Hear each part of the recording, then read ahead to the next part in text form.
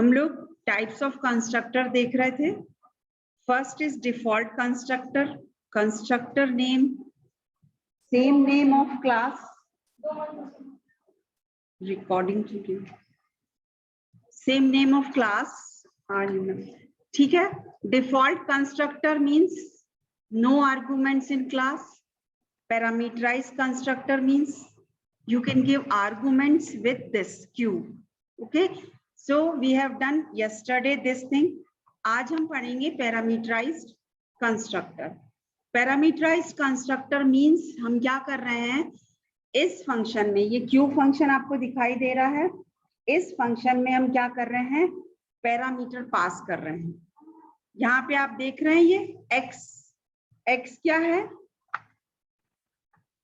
x क्या है यहाँ पे, ये दिखाई पैरामीटर,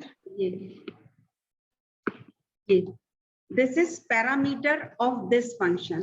ये कहां से पास होगा, जब हम यहाँ ऑब्जेक्ट बनाएंगे. ठीक है, मतलब ये है कि नॉर्मली हम ऐसे भी लिखते थे QOB1. ये वाला जो कंस्ट्रक्टर होता था, ये डिफॉल्ट कंस्ट्रक्टर होता था विदाउट एनी पैरामीटर. बट यहाँ पे आपको सिमिलरिटी समझ में आ रही होगी. यहाँ मैंने क्यूब C1 फंक्शन का नाम सेम लिख रही हूँ. यहाँ मैं अगेन इस तरह से लिख सकती हूँ, सेम टाइप का ये फंक्शन था. अभी मैं बताती हूँ कि दो फंक्शन एक साथ कैसे बनेंगे. इस प्रोग्राम में हम सिर्फ दूसरे टाइप का फंक्शन बना रहे हैं, दैट इज पैरामीटराइज्ड कंस्ट्रक्टर. यानी वो कंस्ट्रक्टर या वो फंक्शन जिसका नाम सेम नेम एज क्लास है, पहली चीज. And whenever you create an object, वो भी कॉल होगा, दूसरी चीज. And third, we are passing a parameter, we are passing a parameter at the time of creation of object. जब मैं ऑब्जेक्ट क्रिएट कर रही हूँ उसी समय मैं एक पैरामीटर भी पास कर रही हूँ.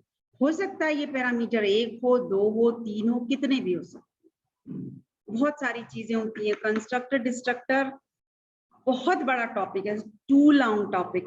हम बस छोटा छोटा समझते हैं और इसे करने की प्रैक्टिस करते हैं.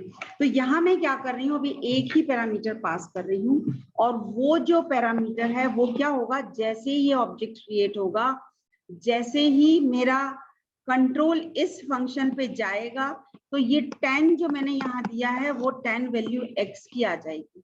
और मैं क्या बोल रही हूँ कि साइड की वैल्यू, पिछले फंक्शन में मैं क्या कर रही थी, साइड की वैल्यू 0 असाइन कर रही थी. नाउ इन दिस फंक्शन जो भी x की वैल्यू आ रही, मैं यहां से यदि क्यूब C लिख के और 0 पास करूंगी तो साइड की वैल्यू क्या हो जाएगी, पहली बार 0 हो जाएगी. C1 10 लिखूंगी तो साइड की वैल्यू फॉर C1. C के लिए वैल्यू क्या हो गई है, C के लिए क्या हो गई है, साइड की वैल्यू 0. C1 के लिए क्या हो गई है, साइड की वैल्यू 10. C2 के लिए क्या हो रही है, साइड की वैल्यू 20. C3 के लिए क्या हो रही है, 30. जब मैं प्रिंट कराऊंगी तो इसमें प्रिंट होगा 10, यहाँ प्रिंट होगा 20 और यहाँ प्रिंट होगा 30. Simple. This is parameterized constructor. यानी कि आप फंक्शन जो बना रहे हैं, सेम नेम का बना रहे हैं, तो आप वहां पे पैरामीटर भी पास कर सकते हैं. अब तीसरे टाइप का जो है, तीसरे टाइप का constructor, that is copy constructor. Copy constructor means यहां मैंने लिखा है C1 10. This is parameterized constructor. Okay, same name का फंक्शन है, means it is a constructor. First thing. दूसरी चीज, whenever I create this object C1, 10 जो है x में चला जाएगा एंड C1 साइड की वैल्यू क्या हो जाएगी, 10 हो जाएगी. C2 यहाँ चला जाएगा और C2 के साइड की वैल्यू क्या हो जाएगी, 20 हो जाएगी. इतना तो सबको समझ गया है. C1 dot side equals to 10, C1 dot side equals to 20. अब जब मैं थर्ड ऑब्जेक्ट क्रिएट कर रही हूँ C3, if I create third object C3, तो मैंने क्रिएशन के समय क्या लिख दिया, इक्वल्स टू 2। मतलब क्या कर रही हूं कि मैं कॉल कर रही हूं इस ऑब्जेक्ट को, लेकिन मैं यहाँ पे इसकी वैल्यूज जो भी थी वो यहाँ कॉपी कर दे रही हूँ। तो पहले ये कॉल हो जाएगा और जो C2 के साइड की वैल्यू थी वो C3 के साइड में भी आ जाएगी। तो क्या हो जाएगी, C3 dot side equals to 20। Got it. शर्त ये है कि जब आप कॉपी कर रहे हैं, दो अलग अलग फर्क होते हैं असाइनमेंट में और कॉपी में। कॉपी करना मीन्स जब हम उस ऑब्जेक्ट को क्रिएट कर रहे हैं उसी समय मैंने यहाँ पे इक्वल्स टू C2 लिख दिया है। तो whatever values of C2 side will assign to the C3 side, ये फंक्शन कॉल होगा और C3 साइड में वो वैल्यू चली जाएगी। इसका यूज हम बहुत कम करते हैं, बहुत ही कम करते हैं, क्योंकि नॉर्मली यदि हम कोई भी काम कर रहे हैं और डिफरेंट ऑब्जेक्ट बना रहे हैं तो हमारे को सेम की सेम वैल्यू कॉपी क्यों करनी होगी। यदि ऐसा करना होगा कि हमको सब में 0 डालना है तो सिंपली हम यहाँ साइड इक्वल्स टू 0 लिखेंगे और डिफॉल्ट कंस्ट्रक्टर कॉल कर देंगे। बट यदि मुझे इस तरह अलग अलग I want to give the side values differently, तो फिर मुझे कॉपी की जरूरत नहीं पड़ती। बट कभी हो सकता है ऐसा ऑप्शन आए तो you can do this also. आई बात समझ में? तो हमने देखे ये नहीं आ रहा मैम, ये कॉपी कंस्ट्रक्टर में डाउट है। हाँ बोलो। मैं ये C2 को ऐसा पैरामीटर पास करा है या इसको इक्वल में ही रखा है? पैरामीटर पास नहीं किया है, पूरा C2 पूरा की पूरा, जैसे हम एरे भी पास करते हैं, आप लोगों ने अभी पढ़ रहे होंगे डेटा स्ट्रक्चर में। तो जब हम एरे पास करते हैं तो हम सिर्फ एरे का 0, जैसे आप when you create an array, ठीक है, n नाम का एरे बनाया जिसमें जब मैंने डिक्लेयर किया था तो यहाँ 5 लिख दिया, ठीक है। जब मैं पास करती हूँ तो n पास कर देती हूँ या n0 पास कर देती हूँ। यदि मैंने बेस एड्रेस भेज दिया तो मेरा पूरा एरे चला जाता है। उसी तरह यहाँ पे मैं क्या कर रही हूँ कि ये जो C2 है इसके ऑब्जेक्ट में जितनी भी वैल्यूज थी वो मैं पूरी की पूरी C3 में कॉपी कर रही हूँ। कॉपी क्यों कर रही हूँ? क्योंकि मैं जब ऑब्जेक्ट क्रिएट कर रही हूँ उसी समय मैं इसको कॉपी कर रही हूँ। आप लोगों ने रेफरेंस वेरिएबल पढ़ा होगा, एलियास नेम होता है, याद है? जब हम किसी वेरिएबल को रेफर करते हैं किसी दूसरे वेरिएबल से, पढ़ा है या नहीं पढ़ा है? ये सब पढ़ा है। पढ़ते हम लोग सिंपली ऐसे करते हैं ना, int r %r equals to n। उसके पहले मुझे यहाँ लिखना होता है इंट n। तो हम क्या कर रहे होते हैं, इंट n मैंने एक वेरिएबल क्रिएट किया होता है, एंड आफ्टर दैट मैं r नाम का एक वेरिएबल क्रिएट नहीं कर रही हूँ, r नाम का एक रेफरेंस क्रिएट कर रही हूँ जो कि उसी वेरिएबल को पॉइंट करेगा जिसको n कर रहा है। मान लो ये n है, इसका एड्रेस है, ये n है, इसका एड्रेस है 1001, तो ये r भी इसी को पॉइंट करने लगेगा। जैसे होता है ना कि एक ही बंदा है, चंदन इज 1, बट इसको घर में कुछ और बुलाते होंगे।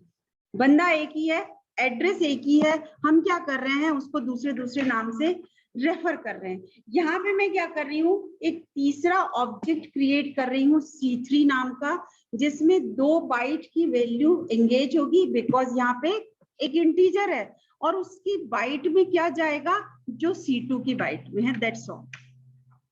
यदि मुझे इसे असाइन करना होता तो मैं क्या करती, तब मेरे स्टेटमेंट क्या होता, Q C3 सेमीकोलन, और उसके बाद नेक्स्ट स्टेटमेंट में मैं लिखती C3 इक्वल्स टू C2।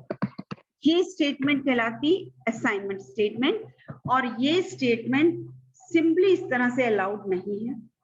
ये हम जब फंक्शन ओवरलोडिंग, ऑपरेटर ओवरलोडिंग पढ़ेंगे वहां अलाउड, ठीक है। अभी वहां नहीं जाते हम यहीं रहते हैं।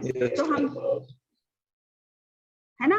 तो अभी क्या बता रही हूं मैं कि आप when you create an object, जब आप ऑब्जेक्ट क्रिएट करते हो उसकी वैल्यू आपने मेमोरी एड्रेस इनिशियलाइज कर लिया, कहीं पर मेमोरी आ गई, अब उसमें वैल्यू जो जानी है वो पूरी C2 की कॉपी हो जाएगी। That's all, this is copy constructor. ठीक है, 3 टाइप के कंस्ट्रक्टर कर लिए। अब एक क्वेश्चन किसी ने किया था मुझसे, कंस्ट्रक्टर ओवरलोडिंग क्या होता है वो मैं बता देती हूँ। When you create more than one function of same name, जब आप एक ही नाम के एक से ज्यादा फंक्शन क्रिएट कर रहे हैं तो उसको कहते हैं ओवरलोडिंग, फंक्शन ओवरलोडिंग। ठीक है, वो हम पॉलीमॉर्फिज्म में बहुत डिटेल में पढ़ेंगे, इसको मैं फिर से पॉलीमॉर्फिज्म में आप याद दिलाना, हम इसे फिर से देखेंगे। अभी मैं सिंपली कंस्ट्रक्टर ओवरलोडिंग आपको बता दे रही हूँ। तो जैसे मेंबर फंक्शन होते हैं नॉर्मली एक से ज्यादा बन सकते हैं, वैसे ही हम क्या कर रहे हैं, एक से ज्यादा कंस्ट्रक्टर बना रहे हैं। हमने पढ़ लिया 3 टाइप के कंस्ट्रक्टर होते हैं, 2 टाइप के कंस्ट्रक्टर हम बना सकते हैं। जैसे मैंने यहाँ स्टूडेंट एक कंस्ट्रक्टर बनाया, ये डिफॉल्ट कंस्ट्रक्टर है, और दूसरा बनाया ये कंस्ट्रक्टर। दोनों का नाम सेम दिख रहा है, स्टूडेंट स्टूडेंट, यस और नो? Yes ma'am.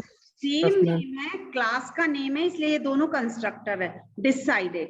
बट एक में मैं पैरामीटर पास नहीं कर रही हूं और दूसरे में कर रही हूं, तो ये हो गया डिफॉल्ट और ये हो गया पैरामीटराइज।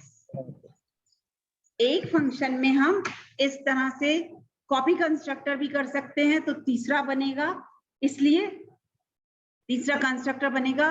अब समझ में आ गया कि एक क्लास में एक से ज्यादा नाम के, सेम नाम के फंक्शंस हो सकते हैं, और भी होते हैं। ये सिर्फ कंस्ट्रक्टर बता रही हूं मैं, फंक्शन ओवरलोडिंग पढ़ेंगे तब मैं बताऊंगी कि नॉर्मल फंक्शन भी, जैसे गेट डेटा बनाया, एक बनाया बिना ब्रैकेट के, दूसरा बनाया उसमें एक पैरामीटर पास किया, तीसरा बनाया उसमें 4 पैरामीटर, ऐसे बहुत सारे बन सकते हैं। ठीक है, तो हम वैसा कर सकते हैं, वो जब वहां आएंगे तब मैं बताऊंगी।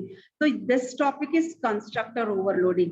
आई थिंक मैंने आज आपको default constructor, copy constructor, parameterize constructor and constructor overloading, 4 छोटे छोटे टॉपिक समझाएं या बताए हैं, डिस्कस किए हैं, है ना। अब यदि देखो इसका मैं मेन बनाती हूं तो क्या होगा, स्टूडेंट S1 जैसे ही मैंने किया तो कौन सा फंक्शन कॉल हो जाएगा, ये वाला, है ना। और तो उसमें क्या हो जाएगा, S1 डॉट रोल नंबर की वैल्यू क्या आ जाएगी, 0। नाम क्या हो जाएगा, स्ट्रिंग कॉपी से करना होता है, ये भी हम जब स्ट्रिंग मैनिपुलेशन पढ़ेंगे तब मैं बताऊंगी। स्टूडेंट का जो नाम है वो क्या हो जाएगा, ए।